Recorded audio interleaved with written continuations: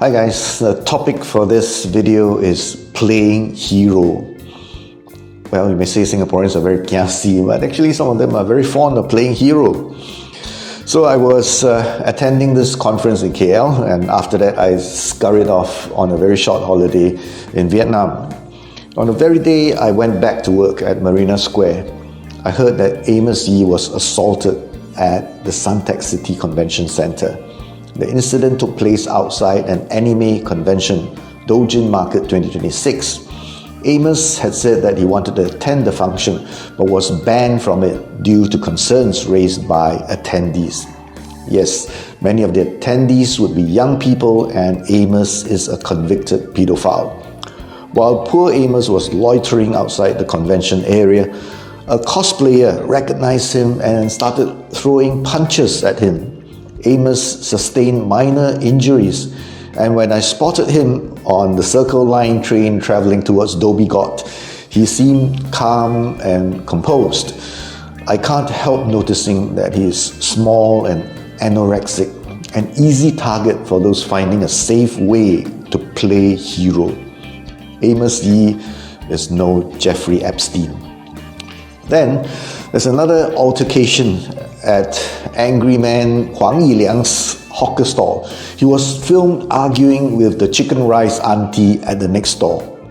Singapore's investigative journalists pounced on the hot topic, and it turned out to be pretty steamy. Apparently, chicken rice auntie has been pestering Huang Yiliang's female assistant, who went to his flat to rest during lunchtime, asking her if she had slept with her boss. Now, both Huang and the assistant kept denying it, but chicken rice auntie and the Huang haters seemed determined to get the answer they wanted. Huang lost his temper and the two started trading insults. The assistant must have been so embarrassed that she had stopped showing up for work. Meanwhile, undercover morality police Auntie Chicken Rice has demanded for a public apology from Huang. Unfortunately for the latter, there is video evidence of him hurling abuses at her. But things took another turn when a man who is apparently Chicken Rice Auntie's husband assaulted Huang, who may not need to apologize after all.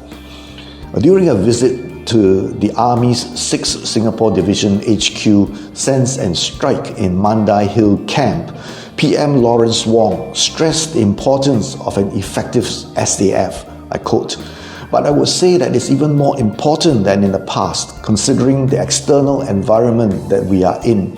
Because if the global order starts to come apart, and more, if it does move in that direction, there will be a vacuum. And a vacuum means disorder, it means messiness, it means unpredictability," unquote. External environment, PM Wong? I think we need to watch out for changes in our internal environment as well. Stop labeling those who are concerned about granting citizenship without a process of assimilation as xenophobic, as we should also watch out for scams and simplistic social media content that can radicalize our people, not just the young, but also the elderly. On the 30th of October last year, the High Court allowed an appeal by the prosecution and reversed the acquittal of 3 women over the organization of a pro-Palestinian procession to the Istana. Now remember, I made a video about how the Watermelon Group celebrated a victory last year when they were acquitted of organizing a procession without a permit. However, Justice CECA found that the judge in the previous trial had erred in law by failing to apply a legal test correctly. With some simple searches and inquiries, the women could have easily found out about the relevant prohibition order. The 3 Greta Thunberg wannabes were convicted of 1 charge each under the Public Order Act of organizing a procession along the perimeter of the Istana, publicizing the cause of solidarity with the Palestinian people between 2 p.m. and 3 p.m. on the 2nd of February 2024. Actually, there were 70 of them who walked all the way from Plaza Singapura to the Istana's rear gate to hand-deliver letters on the Palestinian cause to the Prime Minister's office, which, as we all know, is located in the Istana, and there is a mailbox conveniently located there.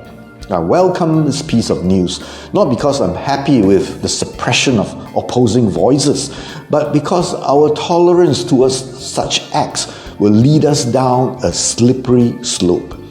The SDP really shouldn't have applauded their acquittal last year.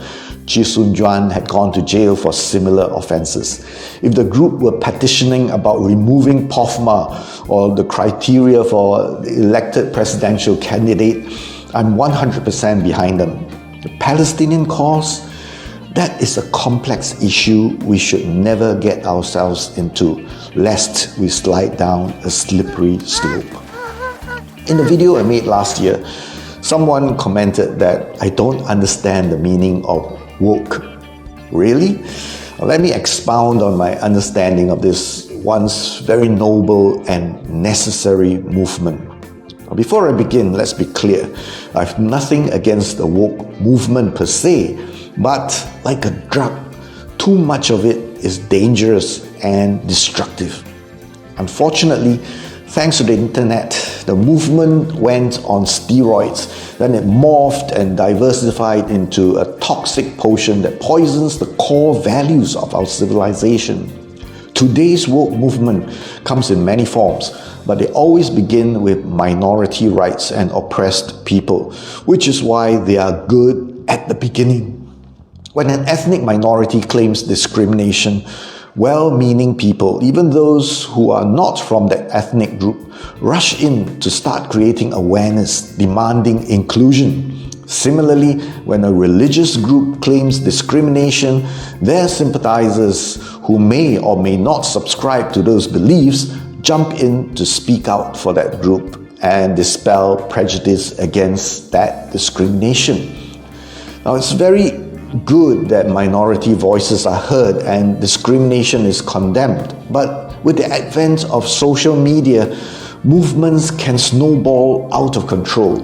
The bullied can become empowered to bully. Things can go wrong, and very wrong. Example, people like Rachel Dolezal, who is genetically white but insists that she's black because she identifies as black. How far can they go? Well, some whites are now denouncing their ancestry, not just opposing white supremacy, but swinging to the opposite extreme are white people who want to rewrite their own history, erasing their own forefathers and replacing them with little-known heroes from the minorities. Prof. Taking Soon is very outdated when talking about the KKK. CRT is the latest fashion. Now, don't get me wrong. It's essential and important that we protect minorities, whether they are ethnic, religious groups, or LGBTQ. We don't want them to get bullied.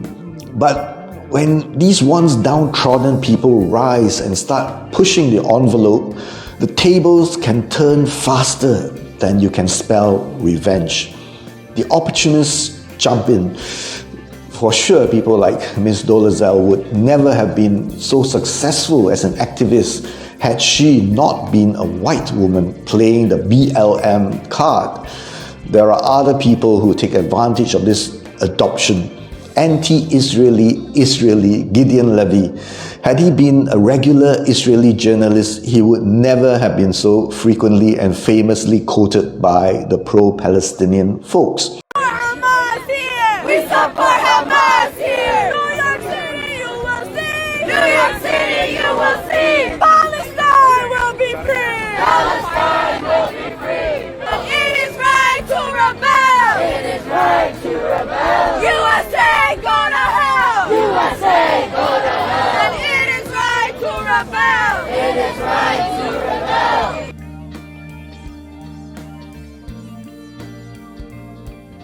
So what have we got? Whites who condemn whites, doctors who condemn modern medicine. Before the age of Western wokeism, democracy, and press freedom, who could have imagined that betraying one's own people The very system that allows the woke to promote misinformation can be a path to fame and riches. The irony is just mind-boggling. Billionaire investor Carl Icahn once said, "Some people get rich studying artificial intelligence. Me, I make money studying natural stupidity." And there's plenty of it in the woke community. That makes it a huge market for all kinds of flashy, virtue signaling activities. In the name of inclusion, we have biological males who compete with biological females to break records and win medals in sports events. In some Western societies, some organizations known for DEI have dug a hole for themselves, finding it difficult to fire someone who is ethnic minority plus LGBTQ without triggering massive protests. Firing that person is taboo simply because that person, I don't even know what pronoun to use, is always seen as a victim. Ironically, perceived victimhood has given rise to unquestionable privilege. Simply speaking the uncomfortable truth can get you cancelled by the unstoppable mobs of the woke. Labels like xenophobia, transphobia, Islamophobia are lazily and conveniently slapped on straight-talking people who are understandably concerned about what's happening to turn our core values upside down, much like a devastating self-inflicted cultural revolution. Because there is perceived discrimination against these people, they enjoy unquestioning protection and support from the woke. Democratic Congresswoman Ilhan Omar had funneled millions in taxpayer dollars to a Minneapolis health clinic run by her own sister, Sarah Noor. While serving in office, Omar backed big public funding for the People's Center where her sister served as CEO. Will she and her supporters play the Islamophobia card and rally support from the woke? And this card is not just played by religious groups. In my earlier video about Gucci bag, Tharman, and other PRCs like her who 丢脸丢到国外去, there are folks who accuse me of xenophobia. See, it's a tribal thing. You scratch my back, I scratch yours. At least on social media. Of course, if you were to put these comrades together in real life, they may very well fight among themselves. My point is, when carried too far and grown too powerful, the woke heroes may end up providing shields and shelters for criminals and terrorists. Can pro-Palestinian supporters be described as woke? You bet. But woke or not, nobody likes to see victims of war starve and get their homes destroyed. Out of compassion, we extend humanitarian aid to all suffering people, including those who were stung again and again because they had repeatedly stirred a hornet's nest. The question is, will you cheer for them the next time they stir the hornet's nest? From the safety of their homes in London, Paris, Melbourne, Singapore, these folks launched their virtue signaling efforts based on snapshots, memes, and tear-jerking TikTok videos, which are so easy to stage and fabricate with AI nowadays. For a little context, would these folks also like to stay in, say, Jerusalem or Tel Aviv? Maybe somewhere near the border with Gaza, where they could protest the blockade.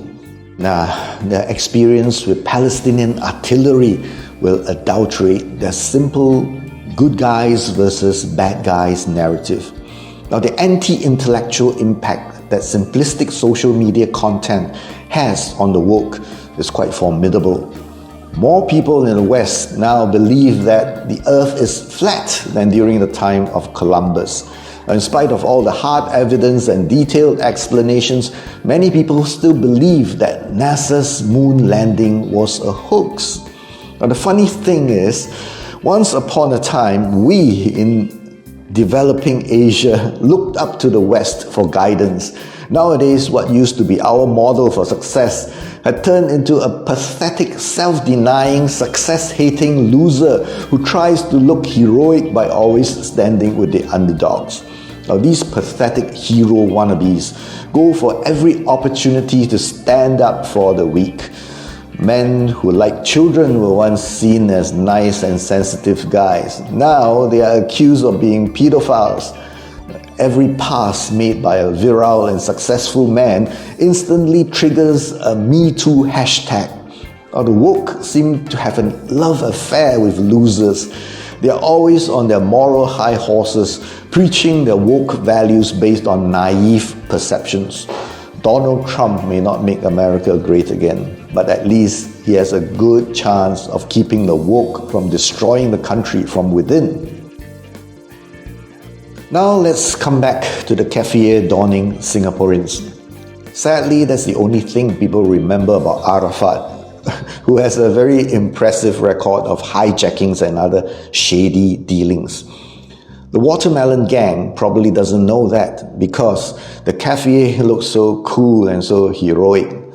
Now, in case you don't know, the watermelon is often used to represent the Palestinian flag, which they can't wave in Singapore.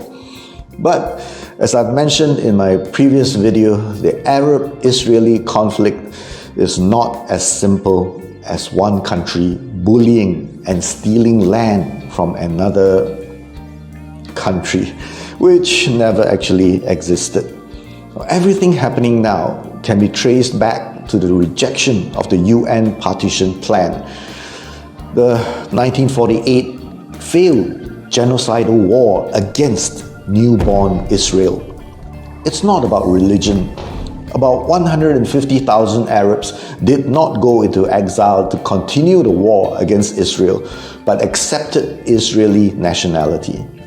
Go talk to some of these folks who are Arab Muslims but carry Israeli passports. They accepted Zionism. And what is their status in Israel today? What have they got to say about their cousins now fighting them? How did another group of the same people end up so different? Who were their leaders? What did they stand for? What have they been teaching their kids? For goodness sake, read up on the history. Examine what the Palestinian cause really is, and you realize why they got kicked out of Egypt, kicked out of Jordan, and finally forced out of Lebanon. Nobody was ever against Arabs forming Palestine. It's just unacceptable that Israel must be destroyed in the process. Why do the woke heroes hate the victorious and successful, who had not only survived against all odds, but thrived against intended genocide? I imagine an attempted murderer getting badly hurt because the victim fought back. Reasonable people cheer for the victim. The woke sympathize with the injured perpetrator who got it worse than the intended victim. And precisely because we have so many woke heroes around, terrorists nowadays won't fight a war with an intention to win. In fact, the intention is to stir the hornet's nest, to get badly hurt and look pitiful. That's how you win the propaganda war these days. Yes, that Watermelon group had all the characteristics of a woke movement. They just don't have Greta Thunberg's charisma to pull in an army of virtue-signaling useful idiots. Marching to the Istana is lame in comparison to Freedom Flotilla. The most recent flotilla was intercepted by the IDF and rerouted to Greece. Now this time, the two leaders of the project are detained due to their connection with Hamas. I wonder what the woke heroes will say. Perhaps our Watermelon group should get a few boats and a more happening crowd. Maybe get Lim Tian to live stream alongside Goh Meng Sing and Amos Yee. I stopped following Lim Tian after he glorified Greta Thunberg's farcical attempt to deliver aid to Gaza. I'm selective with opposition voices nowadays. Those who play the woke card will be off my radar.